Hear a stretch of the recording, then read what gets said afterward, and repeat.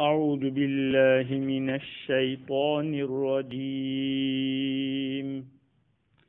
بسم الله الرحمن الرحيم قل للمؤمنين يغضوا من أبصارهم ويحفظوا فروجهم ذلك أزكى لهم إن الله خبير بما يصنعون وقل للمؤمنات يغضضن من أبصارهن ويحفظن فروجهن ولا يبدين زينتهن إلا ما ظهر منها وَلْيَضْرِبْنَ بِخُمُرِهِنَّ عَلَى جُيُوبِهِنَّ وَلَا يُبْدِينَ زِينَتَهُنَّ إِلَّا لِبُعُولَتِهِنَّ أَوْ آبَائِهِنَّ أَوْ آبَاءِ بُعُولَتِهِنَّ أَوْ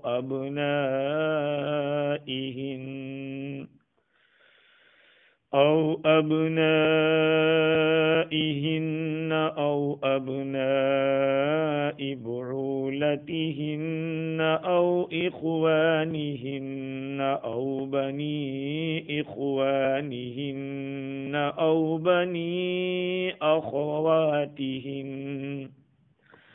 أو بني أخواتهن أو نسائهن أو ما ملكت أيمانهن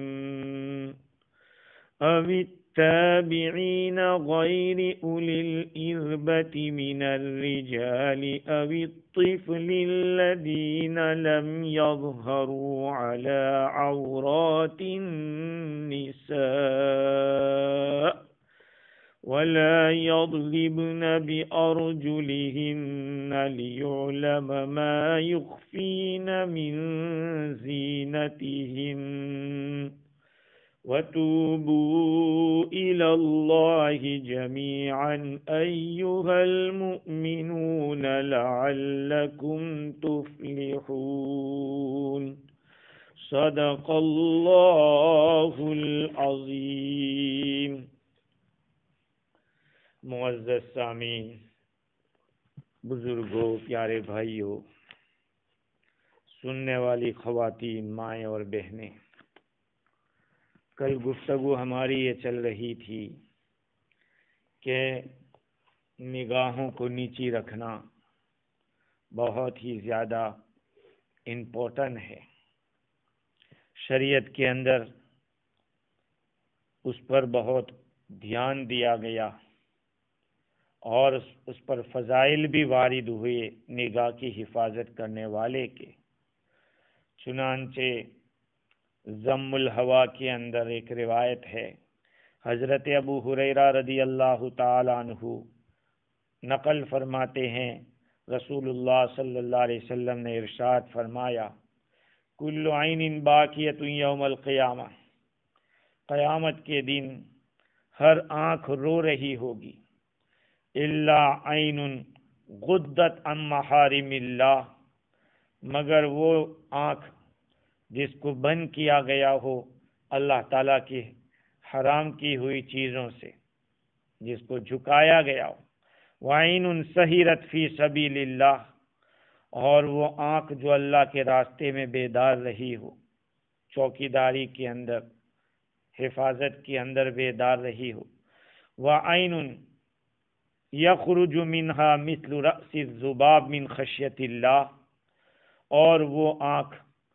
جس سے مکھی کے سر کے برابر آنسو نکلا ہو اللہ کے ڈر کی وجہ سے۔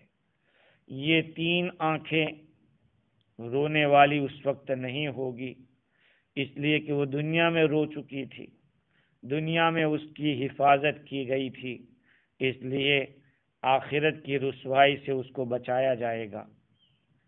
تو گفتگو ہماری یہاں تک پہنچی تھی کہ مرد کا ستر مرد کے لیے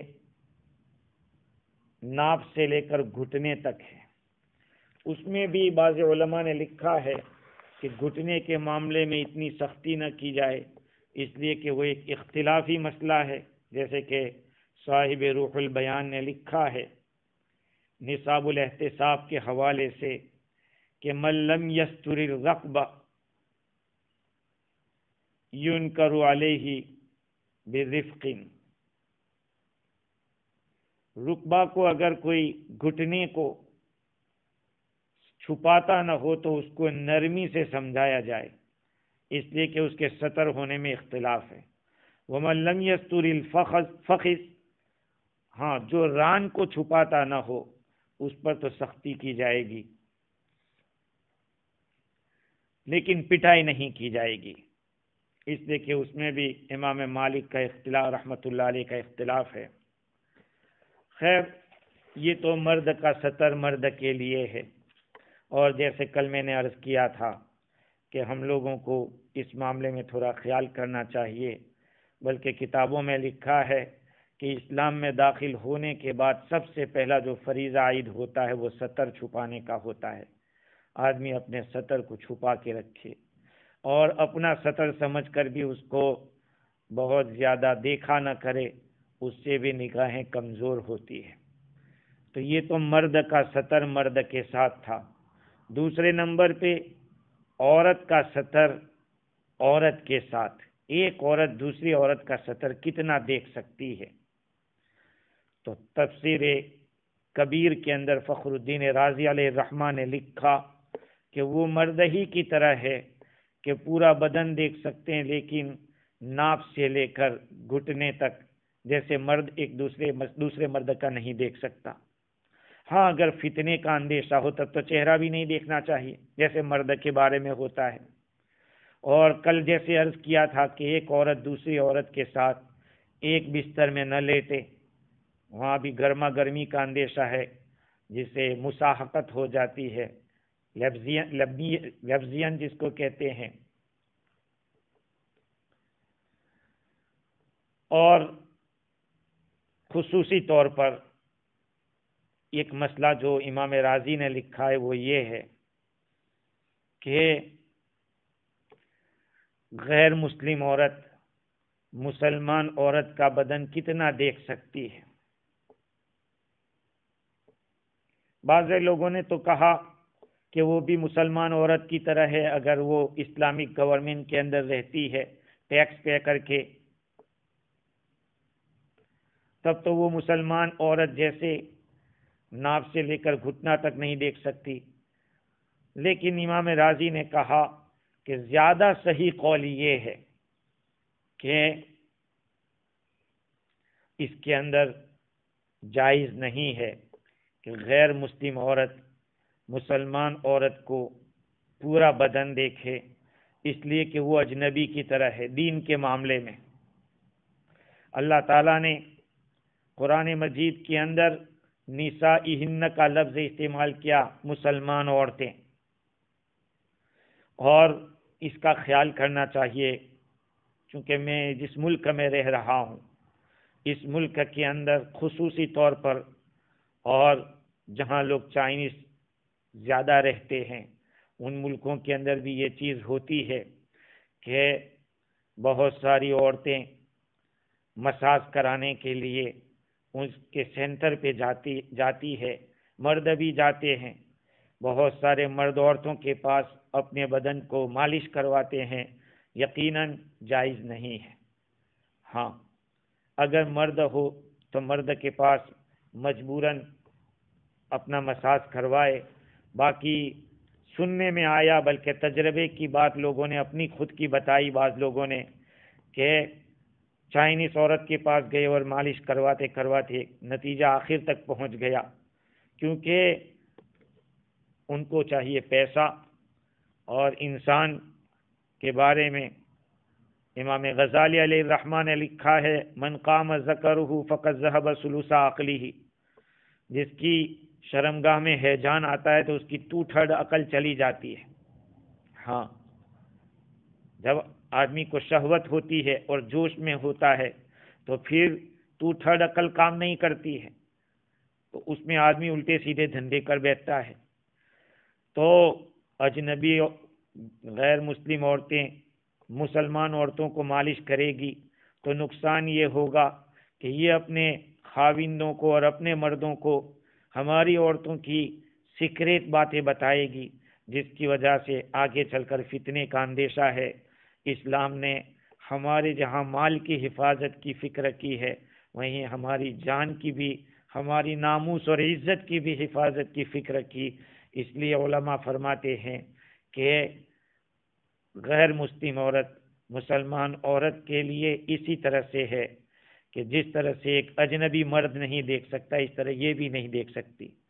جب مسلمان عورت غیر مسلم عورت کے پاس مساج کروائے یا اس طرح کے کام کرے تو اس میں یہ خطرات ہیں، تو ایک مسلمان مرد غیر مسلم عورت ہو یا اجنبی مسلم عورت ہو، اس کے پاس اگر مساج کروائے گا تو نتیجہ کیا ہوگا ہم سمجھ سکتے ہیں۔ تو یہ دوسرے نمبر کی چیز تھی۔ تیسرے نمبر کی چیز ہے عورت کا سطر مرد کہاں تک دیکھ سکتا ہے، مرد کے لیے کتنی گنجائش ہے کہ عورت کا سطر دیکھے۔ تو دیکھا جائے گا کہ عورت کون ہے۔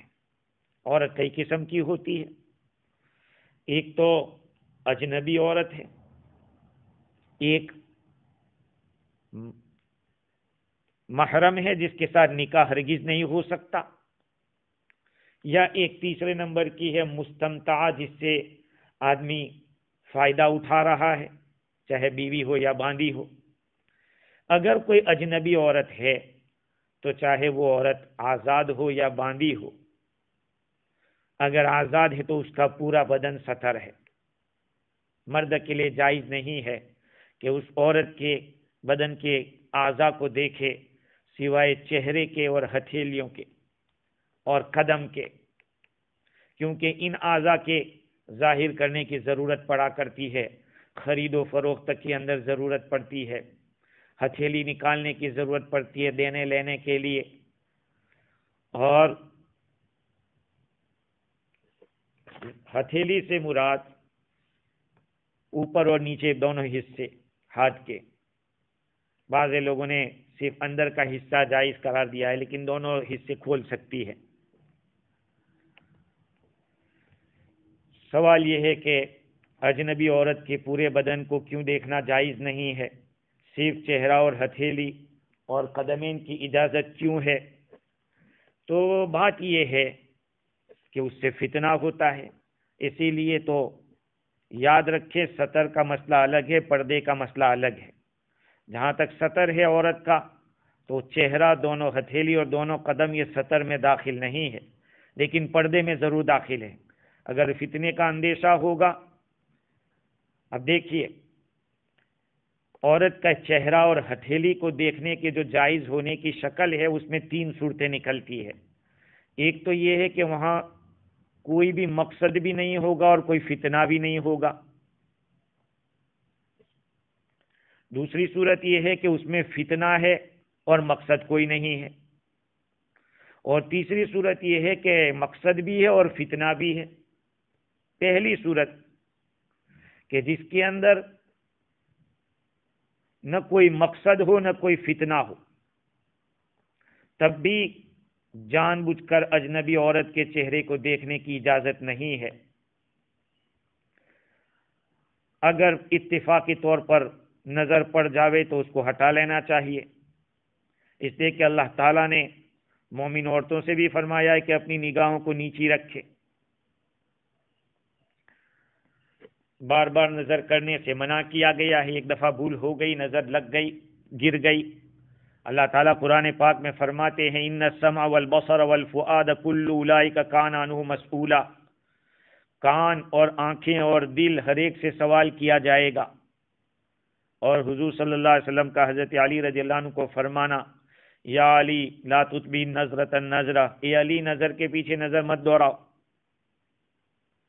تیسری حدیث حضرت جابر رضی اللہ عنہ فرماتے ہیں کہ میں نے رسول اللہ صلی اللہ علیہ وسلم سے پوچھا کہ اچانک نظر پڑ جائے تو حضور کیا کریں؟ حضور نے فرمایا اپنی نگاہ کو پھیر دو۔ پہلی سے بچنا تو بہت مشکل ہے، اسی لیے تو اس کو معاف رکھا گیا۔ دوسری صورت یہ ہے کہ نظر کرنا کوئی مقصد ہے، مقصد ہے ایک اور فتنہ نہیں ہے اس میں۔ مقصد تو ہے، مقصد کے لیے دیکھ رہا ہے آدمی، اور فتنہ نہیں ہے۔ ایسی صورت کے اندر جیسے کوئی آدمی کسی کے ساتھ نکاح کا ارادہ رکھتا ہے تو اس کا چہرہ بھی دیکھے، اس کی ہتھیلی دیکھے، اور یہ مسئلہ روایتوں سے ثابت ہے۔ پہلے زمانے میں اس طرح کا ہوتا تھا کہ لڑکا لڑکی کو دیکھتا بھی نہیں تھا، اس کے ماں باپ دیکھ کر چلے آتے تھے اور فیصلہ کر دیتے تھے، اور اس وقت کے لوگ بھی اپنے ماں باپ کی ٹالتے نہیں تھے، لیکن شریعت کہہ رہی ہے کہ دیکھ لینا چاہیے، اس سے محبت بڑھتی ہے۔ اب اگر بغیر دیکھ کے ہی لے آئے اور آ کے دیکھا تو دیکھا کہ اندھیرا ہی اندھیرا ہے، تو پھر کیا ہوگا؟ بہت بڑے پرابلم ہو جائیں گے۔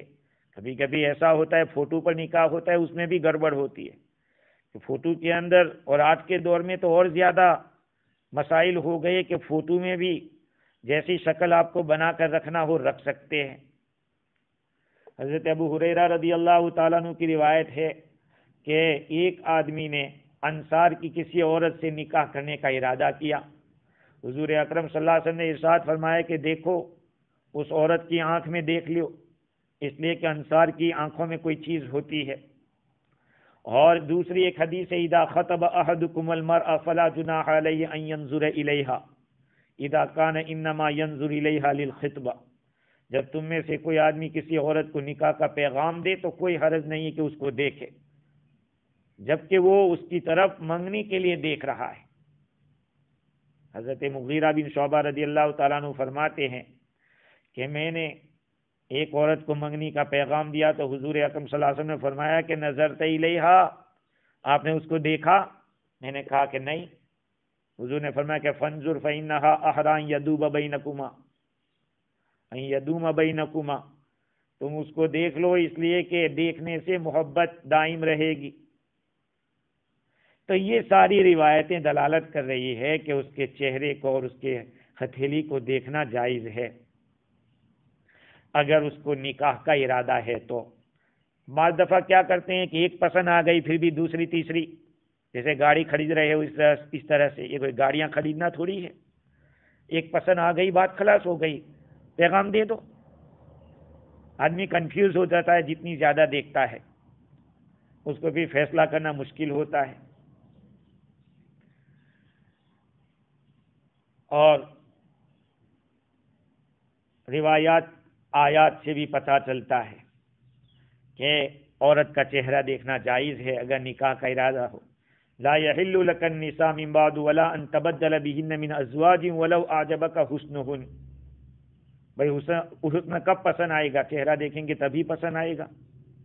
اسی طرح سے دوسرا مقصد چہرہ دیکھنے کا، باندی خرید رہا ہے آدمی تو اس کو دیکھ سکتا ہے، جو حصہ سطر میں داخل نہیں ہے وہ دیکھ سکتا ہے۔ اور گواہی کے وقت بھی گواہی لی جا رہی ہے تو عورت پر برقعے میں رہ کر گواہی دے رہی ہے، تھوڑی چلے گا مرد بول رہا ہے یا عورت بول رہی ہے، اور کون سی عورت بول رہی ہے، آواز میں اشتباہ ہو سکتا ہے۔ تو ایسے موقع کے اوپر بھی ایک مقصد ہے تو مقصد کے پیش نظر دیکھا جا سکتا ہے۔ اور تیسری صورت یہ ہے کہ شہوت کے ساتھ دیکھنا، مستمتع، فائدہ اٹھانے کے لیے، تو یہ شہوت کی نظر سے ہے تو منع ہے۔ العینان تزنیان، آنکھیں بھی زنا کرتی ہے۔ اور ابھی روایت حضرت جابر رضی اللہ عنہ کی نقل کی، اچانک نظر سے حضور نے نگاہ کو پھیرنے کا حکم دیا۔ تورات کے اندر یہ بات لکھی ہے کہ النظرۃ تزرع فی القلب الشہوہ ورب شہوۃ اورثت حزنا طویلا، تورات کے اندر یہ بات لکھی ہے کہ دیکھنا، کسی اجنبی عورت کو دیکھنا دل میں شہوت کو بوتا ہے، کھیتی کرتا ہے، زراعت کے معنی بونا، تو نظر کریں گے دل کے اندر شہوت کا بیج لگ جائے گا، اور بہت ساری شہوت بہت لمبے غم کا سبب بن جاتی ہے. ہو جاتا ہے. ایک صاحب نے یہاں ایسا ہوا کہ ایک مسلمان نے کسی مسلمان لڑکی نے بلایا، حیض سے فارغ ہوئی تھی، اس کو بلایا، یہ گیا اور غالب آئی شہوت، گڑبڑ کر دی، بچہ پیدا ہو گیا، کیس ہو گیا. اب دیکھو بلایا تو گیا کیوں تھا؟ اب بچے کے دے رہے ہیں، جو خوراکی ہے وہ بھر رہے ہیں. اللہ تعالیٰ نے جب حلال بیوی دی ہے تو پھر دوسری طرف نظر ڈالنے کی کیا ضرورت ہے؟ اور نہیں ہو تب بھی صبر کرو، انتظار کرو. لہذا اجنبی کے لیے، اجنبی مرد کے لیے اجنبی عورت کو کے بدن کو دیکھنے کی اجازت نہیں ہے. ہاں کوئی ایسی ضرورت پیش آ جائے، جیسے کہ ڈاکٹر ہے، امانت دار ڈاکٹر ہے، اس کے پاس معالجے کے لیے جا رہے ہیں، یا پھر ختنہ کرانا ہے، تو جس کی ختنہ کرانی ہے اس کی شرمگاہ کو تو اس کو دیکھنا پڑے گا. تو یہ ضرورت کی جگہ ہے. ہر ایک آدمی نے بچہ ہے تب تو چلو سمجھ میں آ گیا، لیکن کوئی آدمی اسلام میں داخل ہوا، بڑی عمر کا ہو گیا ہے، اب اس کو ختنہ کرنی ہے، جو شریعت کا ایک حکم ہے، سنت موقدہ ہے، تو یہاں تو سطح دیکھنا پڑے گا. اگر نہیں دیکھیں گے تو اور جگہ کٹ جائے گی تو بڑا پرابلم ہوگا. اسی طرح سے امام رازی نے تو یہاں تک لکھا ہے کہ زنا کرنے والوں کے بھی اعضاء کو دیکھا جا سکتا ہے. اسی طرح سے ولادت کی گواہی دینی ہے، اس کے لیے بھی دودھ پلانے والی عورت کی چھاتی کو دیکھنے کی گواہی کے لیے بھی اس کے لیے اجازت دی. ابو سعید استخری کا کہنا ہے کہ نہیں، مرد کے لیے جائز نہیں ہے کہ ان عورت کی جگہ کو دیکھے، اس کے لیے عورت کو مقرر کرے، اس لیے کہ ولادت اور دودھ پلانا اس میں عورتوں کی گواہی قبول کی جاتی ہے، لہذا کسی مرد کو دیکھنے کی ضرورت نہیں ہے. اسی طرح سے ایک ضرورت کی جگہ یہ ہے کہ کوئی ڈوب رہا ہے، کوئی جل گیا ہے، تو پھر اس کے بدن کو دیکھا جائے گا تاکہ اس کو نجات دلائی جائے. ہاں اب اجنبی عورت آزاد نہیں ہے بلکہ باندھی ہے، تو بعض علماء نے کہا کہ اس کا سطر ناپ سے لے کر گھٹنے تک ہے، اور بعضوں نے یہ کہا کہ اس کا سطر جو سر ہے، کلائی ہے اور پنڈلی ہے، یہ کچھ حصے ہیں جو سطر میں داخل نہیں، البتہ اس کی جو پشت ہے، اس کا پیٹ ہے اور دونوں کلائی کے اوپر کا حصہ ہے، یہ ساری چیزیں سطر میں داخل ہے. اور یاد رکھو جس کو دیکھنا جائز نہیں اس کو چھونا بھی جائز نہیں ہوگا،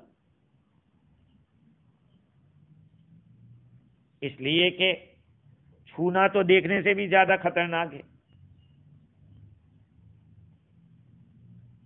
اگر آدمی روزے کی حالت میں شرمگاہ کو چھوتے چھوتے اس نے انزال کر دیا تو روزہ ٹوٹ جائے گا اس کا. دیکھنے سے اگر ہو گیا تو نہیں ٹوٹے گا. امام ابو حنیفہ رحمۃ اللہ علیہ کا قول، امام رازی نے لکھا کہ اگر باندھی ہے تو اس کو چھونا بھی جائز ہے، جہاں پر اس کو دیکھنا جائز ہے وہاں چھونا بھی جائز ہے. اب رہا مسئلہ عورت اگر رشتہ دار ہے، یا تو ماں بہن ہے یا سگی پھوپھی سگی خالہ، مجھے سگی کا لفظ اس لیے بولنا پڑتا ہے کہ یہاں تو دور کی پھوپھی ہو اس کو بھی کہہ دیتے ہیں کہ سگی خالہ لگے، سگی پھوپھی لگے. اسی طرح سے دودھ کا رشتہ ہے یا سسرالی رشتہ ہے، تو ان کے لیے ان کا سطر گھٹنے سے لے کر ناف سے لے کر گھٹنے تک ہے جیسے مرد کا. اور بعضوں نے کہا کہ کام کے وقت جو اعضاء کھلے رہتے ہیں وہ، یہ امام ابو حنیفہ رحمۃ اللہ علیہ کا قول ہے. اور اگر عورت ایسی ہے کہ جس سے وہ نفع اٹھا سکتا ہے، جیسے خود کی بیوی ہے یا خود کی باندھی ہے، تو اس کے لیے اس کا پورا بدن یہاں تک کہ شرمگاہ بھی دیکھ سکتا ہے. یہ الگ بات ہے کہ علماء نے شرمگاہ کی طرف دیکھنے کو مکروہ قرار دیا. جب اپنی خود کی شرمگاہ کو دیکھنا مکروہ ہے تو پھر اس لیے کہ اس سے آدمی کو نقصان ہوتا ہے. احادیث شریفہ کے اندر اس کی ممانعت اس لیے آئی ہے کہ اس کی وجہ سے آنکھوں میں کمزوری آتی ہے۔ حضرت سیدہ ام المومنین عائشہ صدیقہ رضی اللہ تعالی عنہا فرماتی ہے کہ جس کا حاصل یہ ہے کہ لم ار منہ ولم یر منی ذالک الموضع، نہ میں نے حضور کی وہ جگہ دیکھی نہ آپ نے مجھ سے دیکھی۔ اسی لیے ابن عباس رضی اللہ تعالیٰ عنہ روایت کرتے ہیں حضور اکرم صلی اللہ علیہ وسلم نے ارشاد فرمایا اذا جامع احدکم زوجته او جاریته فلا ينظر الى فرجها، جب کوئی آدمی اپنی بیوی سے یا باندی سے صحبت کرتا ہو تو اس کی شرمگاہ کو نہ دیکھے، فإن ذلك يورث العمی، اس لیے کہ اس طرح کا دیکھنا نگاہوں کو کمزور کر دیتا ہے۔ ظاہری بات ہے کہ وہ جگہ چاہے پوری عورت آپ کے لیے حلال کر دی گئی ہے، لیکن روایت کہہ رہی ہے کہ نگاہ کمزور ہوگی۔ جائز تو ہے دیکھو، لیکن اس کا جو نقصان ہو سکتا ہے شریعت نے اس کو بتلایا ہے۔ تو یہ ساری تفصیلات امام رازی نے لکھی ہے، اور آخری ایک بات یہ رہ جاتی ہے کہ مرد کا سطر عورت کتنا دیکھ سکتی ہے۔ یہ سب باتیں تو ہو گئی، مرد مرد کا کیا دیکھ سکتا ہے، عورت عورت کا کیا دیکھ سکتے ہیں، اور اب مرد کا سطر، عورت کا سطر مرد کتنا دیکھ سکتا ہے وہ بھی ابھی گزر گیا۔ چوتھے نمبر کی چیز یہ ہے کہ مرد کا سطر عورت دیکھ سکتی ہے اور کہاں تک دیکھ سکتی ہے۔ تو دیکھیے جہاں تک اپنے قریبی رشتہ دار ہیں تو کوئی پرابلم نہیں ہے، محرم ہے ان کا تو کوئی اتنا یہ پرابلم نہیں ہے، جو سطر کے اعضاء ہیں اس کو تو نہیں دیکھا جائے گا۔ البتہ جو اجنبی مرد ہیں، اگر اجنبی مرد ہے تو عورت کے لیے اس کا پورا بدن نہیں دیکھ سکتی، چہرہ اور ہتھیلی، اس لیے کہ عورت پوری کی پوری ایسی چیز ہے جس کو چھپایا جائے۔ علماء کرام نے لکھا ہے کہ عورت کی ذات ایسی ہے کہ اس کو چھپانا ہے۔ عورت سر تاپا پردے کی چیز ہے، اس لیے عورت کو تو چھپایا جائے گا، لیکن مرد کا مسئلہ یہاں ہے، معاف کیجیے گا، بات یہ ہے کہ مرد کا سطر عورت دیکھ سکتی ہے کہ نہیں۔ تو چونکہ حضور اکرم صلی اللہ علیہ وسلم کے پاس ازواج مطہرات میں سے حضرت ام سلمہ رضی اللہ تعالی عنہ اور حضرت میمونہ رضی اللہ تعالی عنہ موجود تھی۔ اتنے میں عبداللہ ابن ام مکتوم نابینا صحابی رضی اللہ تعالیٰ عنہ حضور کی خدمت میں آتے ہیں۔ آقا صلی اللہ علیہ وسلم نے دیکھ کر فرمایا کہ تم دونوں آڑ میں ہو جاؤ، اوٹ میں ہو جاؤ، احتجبا منہ۔ حضرت ام سلمہ رضی اللہ تعالیٰ عنہ فرماتی کہ میں نے عرض کیا کہ یا رسول اللہ علیہ هو اعمی، حضور وہ اندھا نہیں ہے، لا یبصرنا، وہ ہمیں دیکھ نہیں سکتا۔ آپ صلی اللہ علیہ وسلم نے فرمایا افعمیاوان انتما، تم دونوں اندھی ہو، الستما تبصرانی ہی، کیا تم دونوں اس کو نہیں دیکھتی ہو؟ تو دیکھیے آج کے دور میں عورتیں اپنے چہرے کے اوپر نقاب تو ڈالتی ہے، لیکن اپنے بارے میں یہ سوچتی ہے کہ ہم کسی کو بھی دیکھ سکتے ہیں، کوئی ہم کو نہیں دیکھے گا۔ تو ان کو معلوم ہونا چاہیے اس روایت کی روشنی میں جیسے مردوں کے لیے عورتوں کو دیکھنا منع ہے، ایسے ہی عورتوں کو اجنبی مردوں کو دیکھنے سے منع کیا گیا ہے۔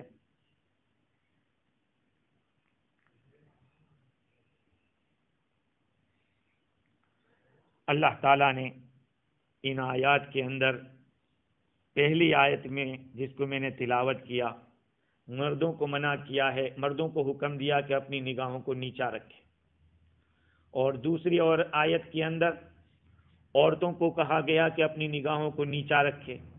چنانچہ اللہ تعالیٰ فرماتے ہیں وَقُلْ لِلْمُؤْمِنَاتِ يَغْضُضْنَ مِنْ أَبْصَارِهِنَّ، اور آپ فرما دیجئے ایمان والی عورتوں سے کہ وہ اپنی نگاہوں کو نیچی رکھیں، وَيَحْفَظْنَ فُرُوجَهُنَّ اور اپنے شرمگاہ کی حفاظت کریں، وَلَا يُبْدِينَ زِينَتَهُنَّ إِلَّا مَا ظَهَرَ مِنْهَا اور اپنے سنگار کو، اپنی زینت کو نہ دکھائیں، نہ ظاہر کریں مگر وہ حصہ جو ان سے کھلا رہتا ہے۔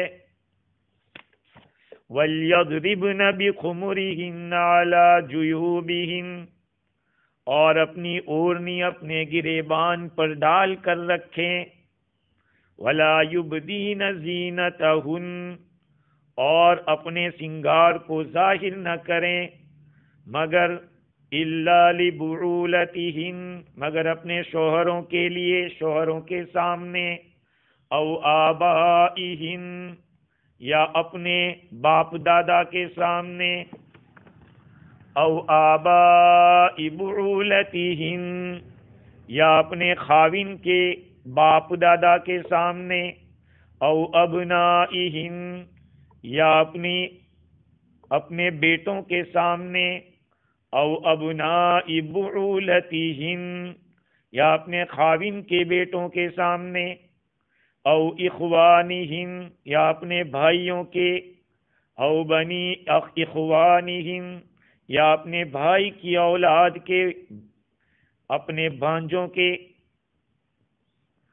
بھتیجوں کے سامنے، او بنی اخواتہن یا اپنی بہن کی اولاد یعنی بھانجوں کے سامنے، او نسائہن یا مسلمان عورتوں کے سامنے، او ما ملکت ایمانہن یا اپنی باندیوں کے سامنے، اپنے مملوک کے سامنے، او التابعین غیر اولی الاربۃ من الرجال یا خدمت کرنے والے ایسے مرد جن کو کوئی غرض نہیں ہوتی، او الطفل الذین لم یظہروا علی عورات النساء یا ایسے بچوں کے سامنے کہ جو عورتوں کی پوشیدہ باتوں پر واقف نہیں ہوئے۔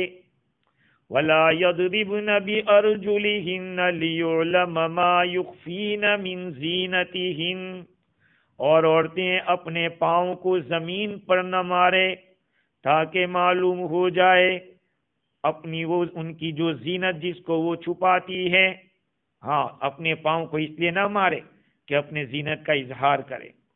وَتُوبُوا إِلَى اللَّهِ جَمِيعًا أَيُّهَا الْمُؤْمِنُونَ لَعَلَّكُمْ تُفْلِحُونَ اور تم سب کے سب اللہ تعالیٰ سے توبہ کرو اے ایمان والو تاکہ تم کامیاب ہو جاؤ۔ یہ آیت کریمہ ہے، ما قبل سے ربط بالکل واضح ہے کہ مردوں کو نگاہیں نیچی کرنے کا حکم دیا گیا تھا، اب مستقل عورتوں کو حکم دیا جا رہا ہے کہ یہ اپنی نگاہوں کو نیچی رکھے۔ اس آیت کریمہ کا شان نزول کچھ یوں ہے، ابن کثیر رحمۃ اللہ علیہ تحریر فرماتے ہیں کہ اسما بنت مرثد کا مکان بنو حارثہ کے محلے میں تھا، ان کے پاس عورتیں آتی جاتی تھی اور دستور کے مطابق، وہاں کے رواج کے مطابق اپنے پاؤں کے زیور اور سینے اور بال کھلے ہوئے آتی جاتی تھی۔ حضرت اسما رضی اللہ تعالی عنہا نے کہا کہ یہ کیسی بری بات ہے کہ اس طرح سے عورتیں آتی ہیں۔ اس وقت یہ آیت کریمہ نازل ہوئی۔ نازل ہونا ہی کیا تھا میرے بھائیو، اس زمانے کی عورتیں بھی حضور اکرم صلی اللہ علیہ وسلم کی صحبت سے ایسی ان کے اندر کی مایا بدلی ہوئی تھی کہ کیسے بھی حالات ہوتے وہ پردے کا التزام کرتی تھی۔ چنانچہ ابو داؤد شریف کی کتاب الجہاد میں ایک روایت ہے، ایک خاتون ہے جن کا نام ام خلاد ہے، ان کا لڑکا ایک غزوے میں شہید ہو گیا تھا۔ وہ اس لڑکے کے متعلق دریافت کرنے کے لیے دربار رسالت میں حاضر ہوئی اور اس حال میں کہ اس عورت کے چہرے پر نقاب تھا۔ بعض صحابہ نے حیرت سے پوچھا کہ تم اس حالت میں بھی برقعے کے ساتھ آئی ہو، تمہارے چہرے پہ نقاب ہے؟ یعنی بیٹے کی شہادت کی خبر سن کر تو ایک ماں تن بدن کا ہوش نہیں رہتا، تم اطمینان سے باپردہ آئی۔ عورت نے کیا جواب دیا؟ ان ارز ابنی فلن ارز حیائی، اگر میں بیٹے کو کم کر رہی ہوں تو میں اپنی شرم کو کم نہیں کروں گی۔ اگر بیٹا شہید ہو گیا ہے تو کیا میں شرم کو بھی لٹا دوں؟ یہ تھی عورتیں اس زمانے کی۔ اور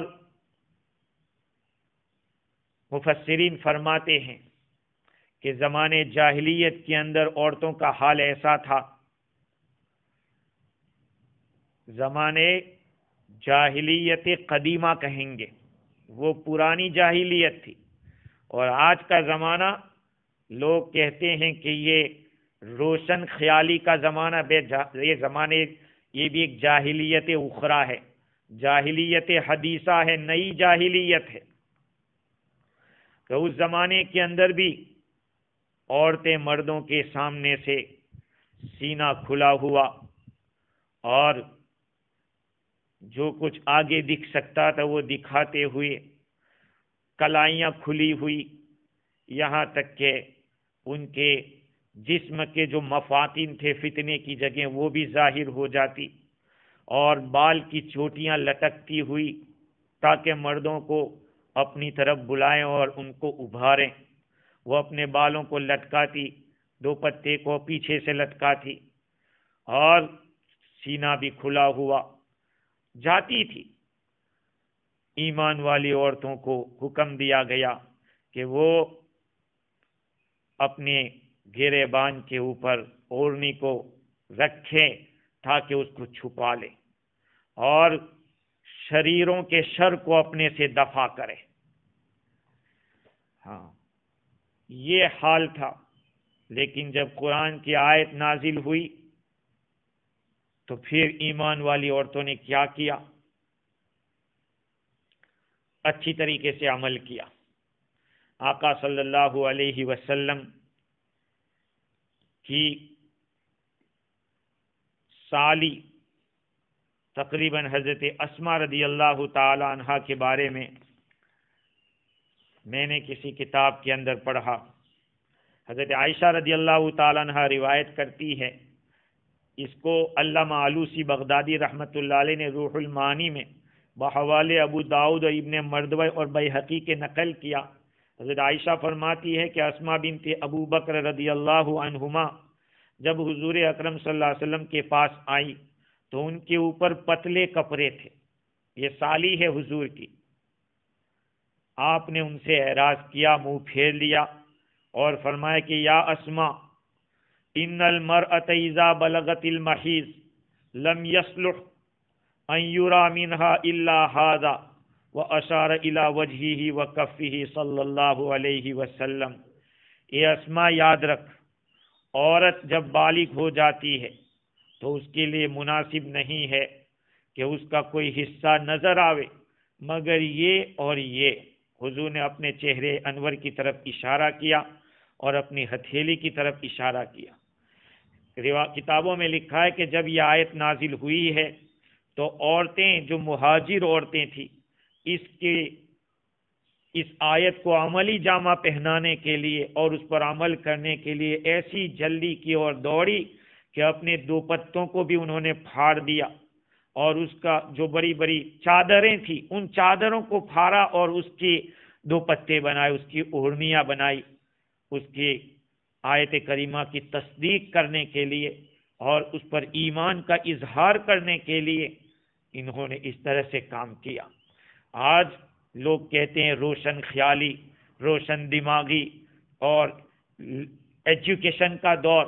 میں تو سمجھتا ہوں کہ الفاظ تو ہو رہے ہیں، الفاظ کی جمع خرچ ہو رہی ہے، باقی حقیقت میں اللہ معاف کرے، ہم مسلمانوں کی شادیاں دیکھ لو، شادیاں کی بات میں کروں، یہاں تو موت میت میں دیکھا گیا کہ عورتیں بن ٹھن کے سنور کے جاتی ہے، بلکہ اس سے آگے کی ایک خراب بات اور سنا دوں کہ جو خاوند گزرا ہے اس کی بیوی کو دیکھا گیا کہ وہ بھی اپنے شوہر کو قبرستان رخصت کرتی ہے تو پورے اپ ٹو ڈیٹ ہو کر کرتی ہے، یہاں تک کہ باہر تک بھی جاتی ہے۔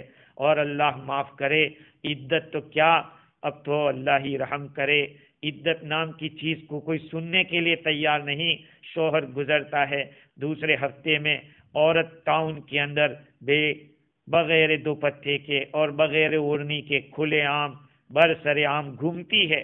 اللہ اکبر کبیرہ، آج دیکھیں کہاں سے کہاں معاملہ پہنچ گیا۔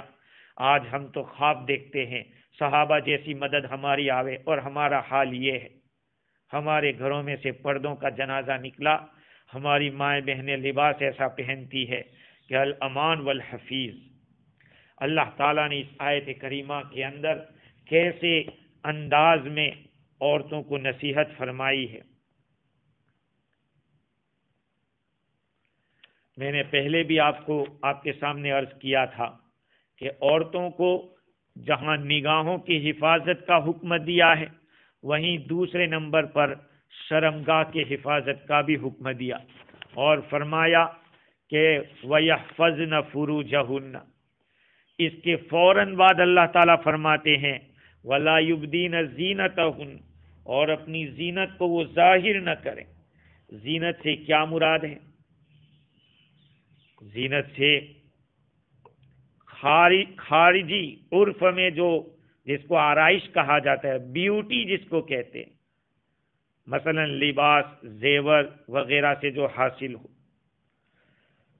بعض مفسرین نے کہا کہ سنگار کی بجائے زیبائش کا ترجمہ کیا جائے تو زیادہ اچھا ہے، کیونکہ زیبائش ہر قسم کی خلقی اور کسبی قدرتی طور پر جو زینت ملی ہے وہ بھی، اور لپ لاپ کر کے جو لگا کے زینت حاصل کی ہے وہ، یہ سب کو شامل ہے۔ اللہ تعالیٰ نے پیدائشی ساختہ جو بنائی ہے اس میں بھی ایک کشش رکھی ہے، ایک خوبصورتی رکھی ہے۔ ایک خارجی پوشاک پہن کر یا ٹپ ٹاپ سے تیار ہوتی ہے جو عورت، وہ ساری چیزیں زیبائش کے اندر آ جاتی ہے۔ مطلب یہ ہے کہ عورت کو قدرتی طور پر جو اللہ نے خوبصورتی دی ہے وہ، یا اپنے طور پر جو لپ لاپ کر کے جو تیار ہوئی ہے وہ، محارم کے سوا کسی کے سامنے ظاہر نہیں کر سکتی، اس کے لیے جائز نہیں ہے۔ ہاں، جہاں دکھانا ضروری ہو جاوے وہ مسئلہ الگ ہوتا ہے۔ الضرورات تبیح المحظورات، ضرورت ہوتی ہے، ڈاکٹر کے پاس گئے ہیں تو پھر کیا کریں گے؟ چہرہ کھولنا پڑے گا۔ قاضی کی یہاں گواہی کے لیے گئے ہیں، وہاں چہرہ کھولنا پڑے گا۔ تو اس طرح کے سرٹن ایسے پرابلم ہوتے ہیں جس کے اندر ایسا کرنا پڑتا ہے، چہرہ کھولنا پڑتا ہے۔ اب اس جگہ کے اوپر تم تقوی دکھاؤ، وہ کہا کہ نہیں ہماری بیوی تو کسی کے سامنے چہرہ نہیں کھولتی ہے، شریعت کہہ رہی ہے کھولنا پڑے گا، گواہی ہے، جہاں گواہی دینی ہے تو۔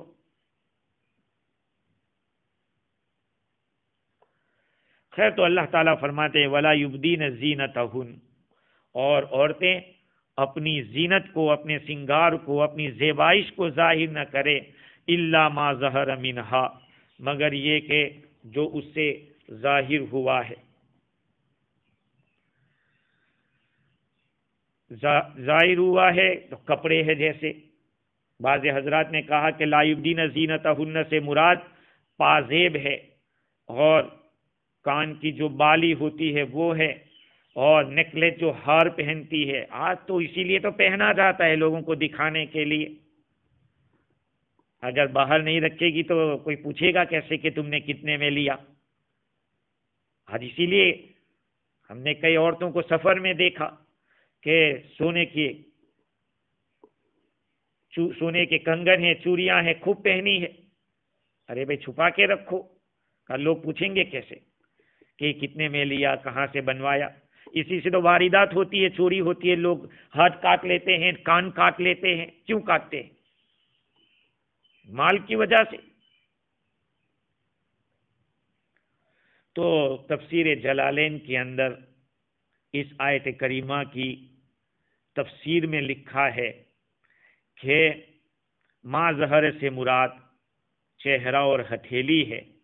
اجنبی آدمی کو اگر فتنے کا اندیشہ نہ ہو تو چہرہ بھی دیکھ سکتا ہے اور ہتھیلی بھی دیکھ سکتا ہے۔